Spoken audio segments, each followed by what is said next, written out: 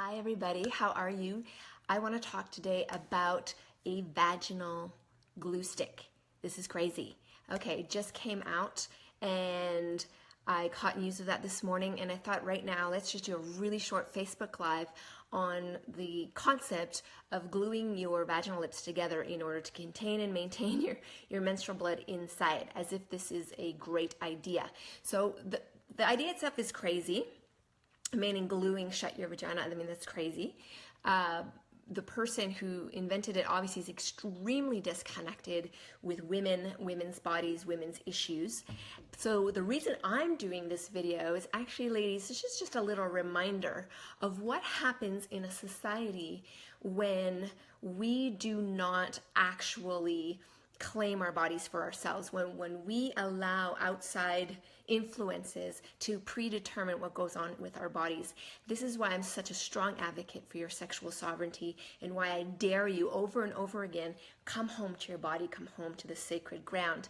And so this topic today is really important to my heart because it just brings up a pain issue for me that, this doctor claims that the reason his product isn't doing well is because of the lesbian and bi and trans community saying that he's a straight white man, but that's not true. It's not because you're a straight white man, sir. It is because the concept alone is incredibly insulting to the female body and to the female intelligence. And I don't actually know of any woman who would really want to glue her labias together for the sake of maintaining her menstrual period inside.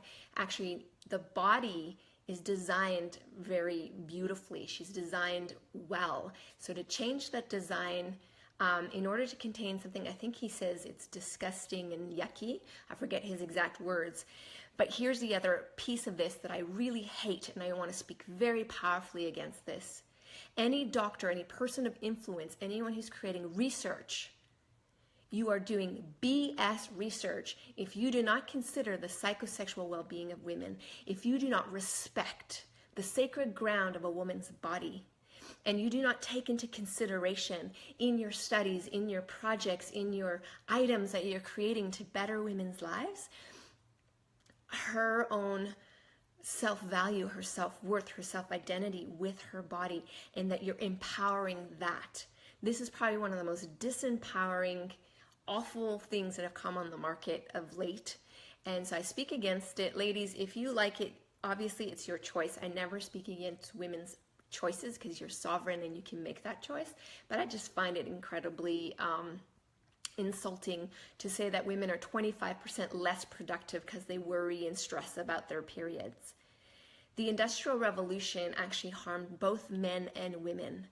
And it's harmed women in a massive way because women are actually working themselves into distress, working themselves into hormonal chaos, working themselves into not even being women anymore. Like, our brains are physically changing because we're forcing ourselves to stay in a left brain orientation throughout our entire cycle. That's not natural to women. We are forced to work and be active on days where actually naturally we should be resting. And so this overriding of our own nature is part of the social mandate. And part of becoming sovereign and part of claiming our bodies is to start to shift that social mandate so that we ourselves create the lives that are supportive, so we're feeling the most healthy, the most vibrant, the most expressed, and then we can contribute more. But working harder doesn't mean we contribute more. And being 25% less productive because we're menstruating, where is that statistic coming from? I know plenty of women who work exceptionally hard, and they're mothers, and they do so much. I just don't see where that statistic is coming from. It's a very silly statistic. But even if it were true, why does it matter? Nobody is meant to be 100% productive 100% of the time. That is not natural. That's called a machine. It's not called a human being. So if you've watched this, I want to know your thoughts. I want to know what you think about the ongoing movement of regarding your female body as a thing, your female cycles as something that's wrong, your female your own femininity as something that's not even true to you, but somehow has to be compartmentalized into a socially accepted thing. I want to know how you feel about that.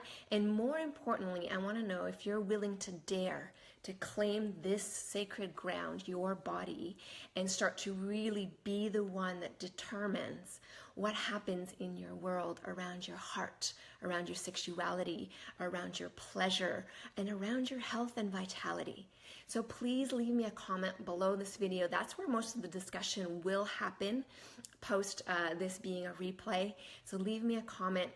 Let me know your thoughts. Let's go deeper into this, because this is a subject that's very dear to my heart, especially right now in the world where we need both men and women really claiming their sovereign space and coming together in a very collaborative way, and not being afraid of saying no to absolutely ridiculous mandates and ideals and procedures and all these other things that make other people money but actually aren't great for our own well-being.